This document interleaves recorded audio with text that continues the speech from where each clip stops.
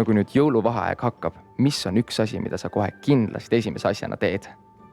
Ma arvan, et ma teen oma toa hästi jõulu nagu vaibiliseks ja lähen poodi, ostan piparkooki tegemisteks asju ja hakkan piparkooke tegema. Lumme hüppama. Suusatan. Suusatan. Ehitan lumememme. Käime suusatamas. Mis sulle jõulude puhul kõige rohkem meeldib? Mulle meeldib see, et sa nagu lumi tuleb maha, sa saad õues, õues on ilus ja siis kinkide avamine ja perega koos olemine. Kingitused ja mäesuusatamine. Suusatamine ja kingitused. Et saab kingitusi avada. Jõulupidu ja piparkoogid. Kingitused ilmselt ja jõuluvanale sõlmi lugeda. Kas sulle meeldib rohkem kinke teha või kinke saada? Kinke saada. Kingitusi saada. Saada. Kinke saada kindlasti. Oleneb.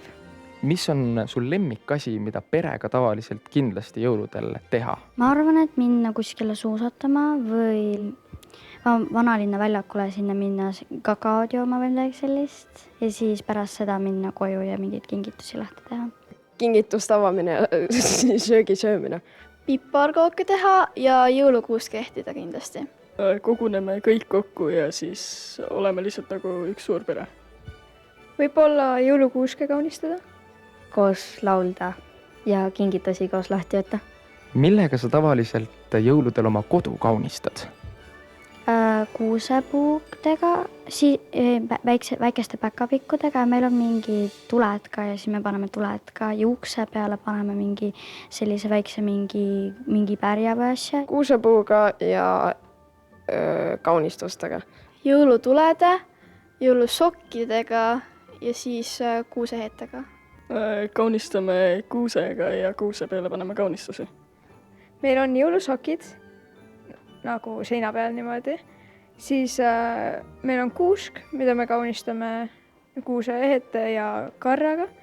Ja me paneme tavaliselt jõuludeks punased kardinad ka. Kuusepuu ja jõulutuledega. Kas teil on tavaliselt kodus tehiskuusk või päris kuusk? Meil oli varem see mitte päris ja ka nüüd viimased aastad on olnud päris. Päris.